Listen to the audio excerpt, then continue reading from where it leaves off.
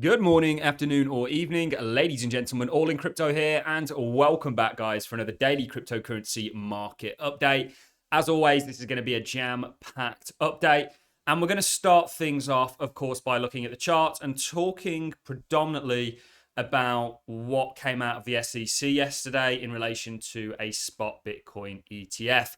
Now, this moved the price rather volatilely for Bitcoin to the downside initially, but actually it recovered quite a bit of that downside. And the market is very, very good at giving you clues in regards to the kind of a market that you're in. And the strength that we saw off of what on the surface seemed like bad news, I think is rather telling.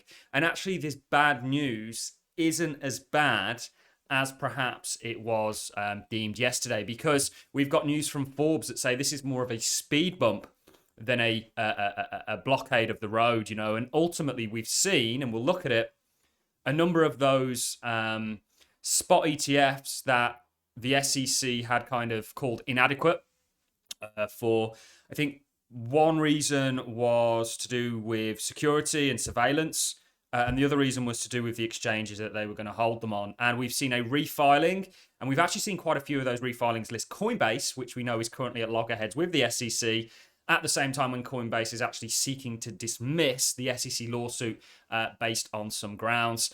We'll look at markets generally. I just want to give a shout out to Hugh Hendry, who I did an interview with last week. For anybody that hasn't seen this, I've retweeted it on my Twitter. I'll be releasing the interview on my channel a little bit later on today, but it's already out on Hugh's channel if you guys want to go and watch it. It is the full interview with me and Hugh, and it was a fascinating one. I love talking to people that have been in the financial sector, that have ran hedge funds, and that have played the kind of financial game for, in some cases, longer than I've been alive. That isn't a hint at anybody's age, but, it just fascinating, very, very smart guy. And there is a part 2 coming where we actually talk a lot more about crypto. Of course, we do mention crypto throughout this one, but please absolutely go and give that a watch, guys. It was a really good chat. We agree on lots of things, disagree on some things, but Hugh is a very intelligent guy, and it was really fun to kind of get on and talk with Hugh. And of course, there's a part 2 coming, maybe a part 3, we'll see. But let's kick things off with the Bitcoin chart before we get into all the news.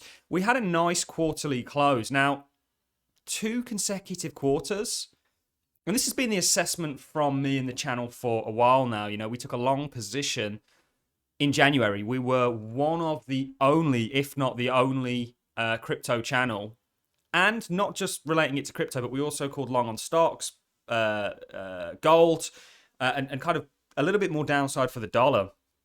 And we did that really on the 5th of January, which was an exceptionally early call. And there was a number of reasons, like divergences, where we were in relation to the trend. We've had this big washout, and now we're looking for upside. We were essentially predicting for Bitcoin that 15K was the bottom.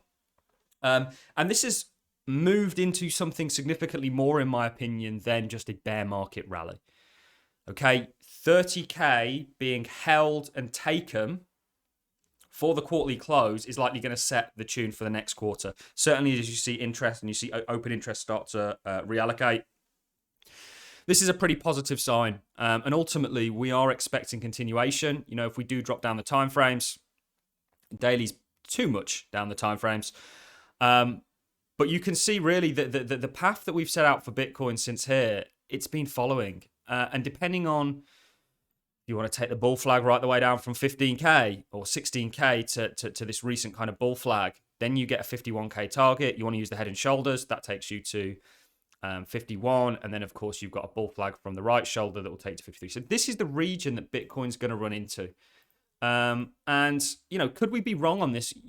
Anybody that thinks that they're going to be 100% right on everything and ultimately be able to accurately 100% predict where crypto's going has got no clue really. You just hope that you get the majority of things right. And the main thing for me is getting the trend right. The trend is your friend and everything else will fall into line. We're seeing altcoins start to see some signs of life. We looked at yesterday actually how it was a lot of the kind of OG altcoins that there may be a regulatory twist in there with why they're doing as well as they are. Litecoin had an epic run. It's not very historical for Litecoin to do that, going into or being where it's at in relation to its halvening. You've got many big influencers saying, oh, this cannot happen. It is. Technicals and charts will give you far more insight than just looking at how something played out a few years ago and expecting it to play out the same. But Bitcoin, potentially, I think we're going to have to do another video on the Bitcoin halvening, because you are following, and do I have my Amber system? Yes, I do indeed have my Amber 4-year cycle theory system. This is a chart we've been using since 2019 on the channel, 2020. And we're just looking at, isn't this interesting how this is playing out again? Obviously, this is way overextended. But it's very interesting, isn't it? You're seeing the signs of life, just like you see in the second year, typically the halvening. And then the third year, things get really aggressive, and fourth year into the kind of blow off.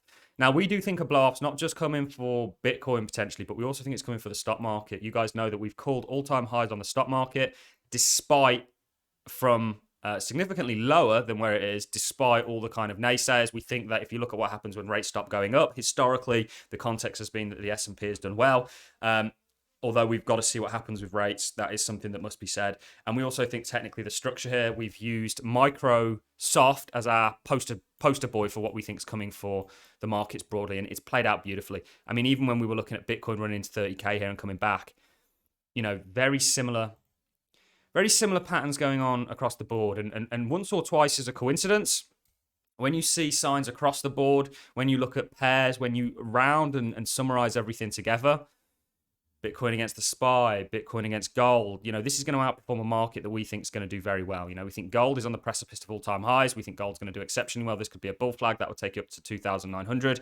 So much going on, and this is content and information that you don't get anywhere else really in the crypto space, barring a few. A very well-rounded view, and we're dedicated on this channel to helping you guys navigate the markets. And some of you may strongly disagree with everything that I'm saying, and I love that. You should be able to disagree, and you should be able to argue your point, and that's what the comment section's there for. So we very much think that the plan is still in play. Altcoins will catch up. I did a great meeting with my Patreons on the Sunday's meeting, where we looked at altcoins and where they're at, and actually how they're kind of like Bitcoin when it was at its 15K, some of them that were held down with the SEC lawsuit. You've got divergences across the board. It's an amazing opportunity that you have at hand. And just to talk about yesterday, of course, the SEC came out and said that a Bitcoin spot ETF was inadequate. I mean, the SEC is inadequate. I was going to make a really funny joke there, but I won't, in relation to Gensler. But I won't. So that already caused this. And actually, you had a pretty strong wick up here, and you've recovered a lot of it. I like this. I'd take that as a double bottom. I'm not a fan of dropping down the time frames. My scalping days are well and truly over. I am not spending my life scalping crypto. I mean, it's just, you can't make money doing it, but it's tiresome. My method was using Heikin-Ashi candles on a very low time frame and just looking for any kind of trend. I think this is going to squeeze to the upside, guys, and you're going to actually retrace this entire news about the Bitcoin spot ETF being inadequate. And actually, on that note, we have had a number of kind of whispers and revelations in regards to this. Just in Forbes SEC's feedback on Bitcoin spot ETF is more of a speed bump than a stop sign. We then saw, so if you think about what they did, right? They came out to this inadequate, and we want you to change these things and look at these things. It's kind of like, so first of all, they're stalling. Who knows why? Maybe there's some nefarious reason or whatever. We're not here to speculate on that. But first of all, they're stalling. And second of all, they didn't say, we're 100% not going to let you have an ETF. They just said, there's a few areas that you need to look at that we would like you to amend, basically. And that's what many of these ETF filings have done. Just in WisdomTree, VanEck, and Investco also refiled their spot Bitcoin ETFs with the SEC. You can see here you have a refiling all on the 30th of June. BlackRock's likely going to follow suit. Just in, Cathie Wood's ARK Invest adds amendment to its spot Bitcoin ETF, naming Coinbase as an exchange. You've got to think as well, the SEC is at loggerheads with Grayscale over a spot ETF. So Gary has to protect his organization, industry, and legitimacy of it. Yes, he's got a very zealous career in regards to, or zealous ambitions in regards to where he probably wants to be. He probably wants Yellen's seat eventually. Did Yellen not come from the SEC? I think she did years ago, potentially, maybe. I don't know. I think so. But he's out to make a name for himself, and he's using crypto to do that. And whether that's fair or not is by the by. You know, we deal with whatever gets thrown at you in life is a problem, a challenge to solve and to overcome. And that's exactly what's going on with crypto. Part of crypto becoming a genuine regulated body, an investment tool and instrument, is it being regulated in the United States. We already have ETFs in Canada. We've got them in Australia. I think we've got some in Europe. This is the final domino for legitimacy, first for Bitcoin, and then your altcoins will follow. I can't tell you, you know, how many people still don't recognize blockchain as the real revolution here. You know, people think it's just Bitcoin, and Bitcoin is a revolution. Bitcoin is special. Bitcoin was the first. It's a totally separate thing from most of the cryptocurrency space. It's a store of value. It's doing something very differently, but you've birthed out this technology that's going to change the world. And I get this all the time. Well, it's proof of work that's the innovation. And I always ask people, okay, well, do you understand proof of stake? And the answer is always no. Or it's always a bodge job of it and no real insight. We'll keep you right on this channel and hopefully protect you from a lot of the nonsenses out there. SEC reserves its right to challenge Celsius. We'll talk about Celsius in just a second. Let's talk about Coinbase because we just mentioned them with Kathy Wood's thing. Coinbase seek to the dismissal of the SEC suit, claims extraordinary abuse of process. The motion to dismiss argues that even if all of the allegations in the lawsuit are true, the plaintiff does not have a valid legal claim. You've got Paul, who is the chief legal officer here. The SEC's definition of a security instrument contract, which have been interpreted by the Supreme Court in the Howey test to include transactions where individuals invest money in common enterprise and exchange profits primarily for bloody bloody blah. So this is going to be interesting. I think all this legal jargon, all this sort of battle right now is actually going to work out in the crypto space's favor. It's part of it becoming legitimate, and actually, you know, I think it very much takes us to the big leagues. Certainly, Bitcoin, crypto will follow and eventually get recognized.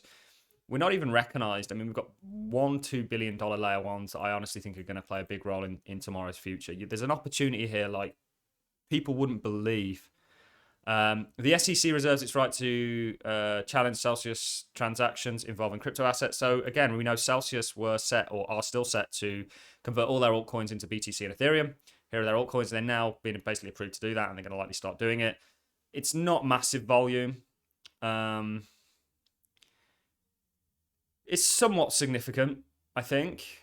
Certainly, like let's say it happened on a Sunday night or something, you know, it would cause volatility.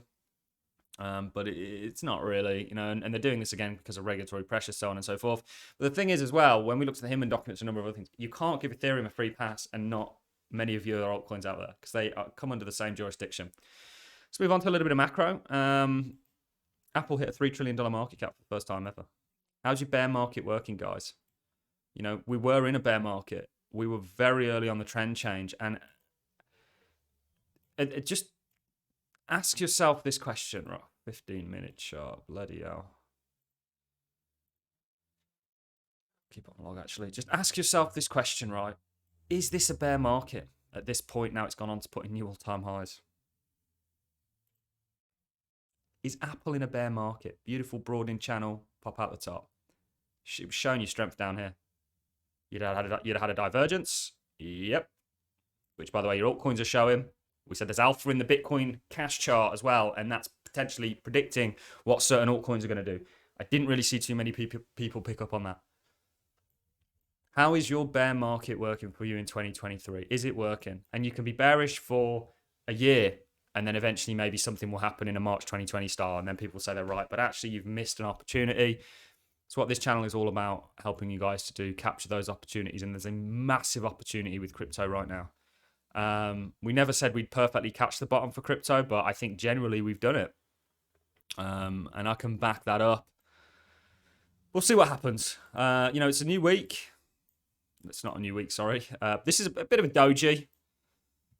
But we'll see what comes out of it. Let's look at the daily. I mean, look at that. There's a battle going on right here.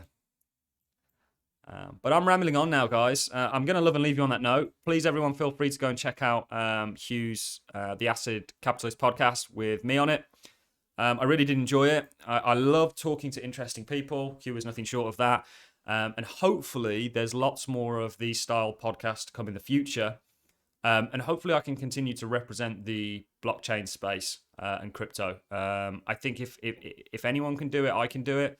And I'm very confident in that. And hopefully you guys are all behind me on it. On that note, I just want to say a massive thank you to each and every one of you supporting me, commenting on it daily, and showing your love and expressing your love to the channel. It really does mean the world to me. And you guys are why I do this. Throughout the bear market, every single day we were posting content, despite the dark cloud potentially that was over the crypto space, given the price action. But we're exceptionally confident in what's going on here and that we've got it right.